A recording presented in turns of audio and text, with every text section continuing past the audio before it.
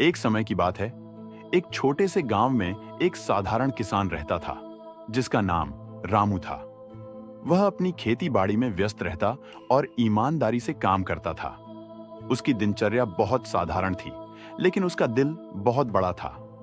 वह हमेशा किसी की मदद करने के लिए तैयार रहता। एक दिन गांव में एक साधु बाबा आए। उन्होंने गांव के लोगों से यह पूछा कि कौन है जो उन्हें कुछ मदद दे सकता है। सभी लोग डरते डरते अपनी अपनी राह चलने लगे, लेकिन रामू बिना किसी झिझक के बाबा के पास गया और उन्हें अपने घर ले आया। उसने साधु बाबा को भोजन दिया और पूरी श्रद्धा से उनकी सेवा की। साधु बाबा बहुत खुश हुए और रामू से बोले, बेटा, तुमने मुझे दिल से सेवा दी है। मैं तुम्हारा भविष्य जानता हूं। तुम्हारे कर्म अच्छे हैं और तुम्हारे जीवन में बहुत बड़ा बदलाव आएगा। रामू ने साधु बाबा की बातों को तवज्जो दी, लेकिन वह अपने काम में व्यस्त रहा।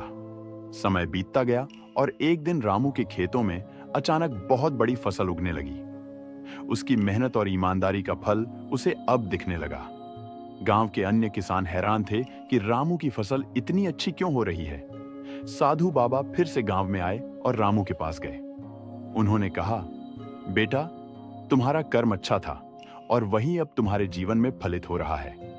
तुम्हारी मदद से मैंने तुम्हें आशीर्वाद दिया था और अब तुम्हारी मेहनत और ईमानदारी का फल तुम्हें मिल रहा है। रामू ने सिर झुकाया और कहा, मैंने सिर्फ सही कर्म किए थे और मुझे यकीन था कि अच्छे कर्म कभी व्यर्थ नहीं जाते। ऐसी और वीडियो देखने के लिए चैनल को सब्सक्राइब करें।